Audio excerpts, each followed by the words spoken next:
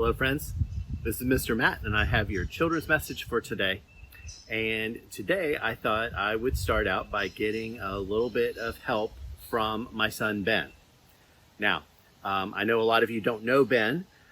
Ben has some pretty profound special needs, so he doesn't come to church a whole lot. But I think he can help us out in a big way with today's children's sermon. So I have a picture of Ben here. This is a few years old, but you can see him doing one of his favorite things, which is to go swing. Now, the interesting thing about Ben is that Ben cannot speak.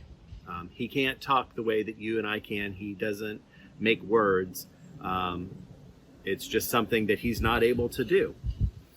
But even though he can't say any words, Ben is really, really good at letting us know how he feels and what he thinks and what he needs. So, for instance, even though Ben has never said the words to me, "I love you," because he can't. Ben just can't do that. I know that Ben loves me. Well, how do I know that if he's never able to say it?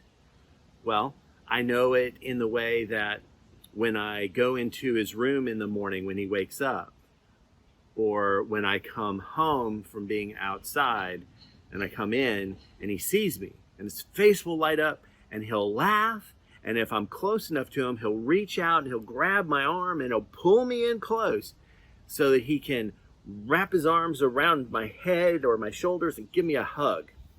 And the other thing that Ben does, and he really only does it with me, is he'll also pull my head in close so he can look right in my eyes, and then we'll just slowly bunk foreheads together.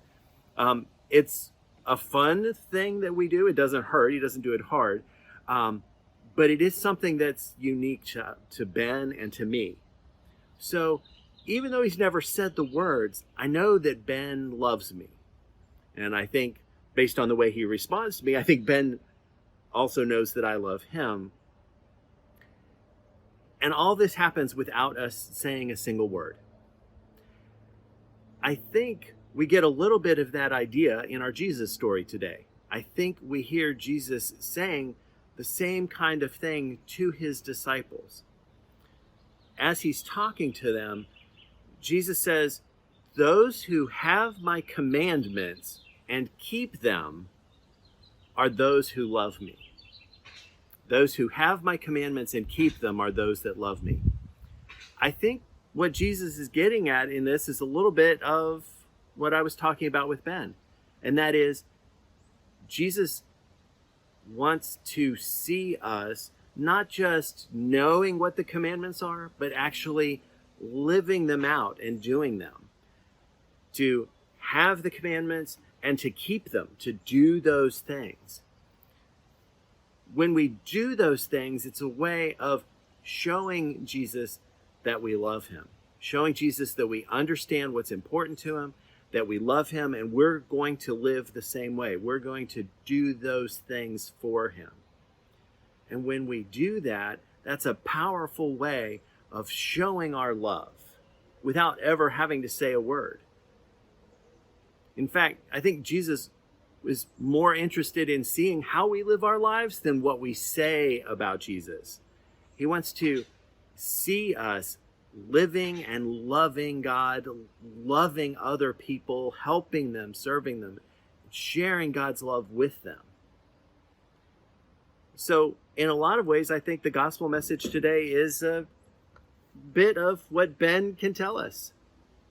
The important thing isn't necessarily just to say that you love someone. The important thing is to show them that you love them. And Jesus is saying that in the gospel story today. And I think it's a lesson that we can all learn and maybe do the same kind of things that Ben does. So that's your challenge for this week. I want you to think about ways that you show your love to God and show your love to other people without saying any words. Just doing it, letting it be part of who you are, and just letting people know that you love them just by what you do. sort of like my son Ben does, because that makes me happy. And I think it will make the people in your life happy when you're doing that too. And most importantly, it will show God and show Jesus that you love them. All right, that's all for now. Until next time, remember that God loves you. Remember your parish family loves you. Know that I miss you all terribly. And I can't wait until we're back together again. Until next time, bye-bye.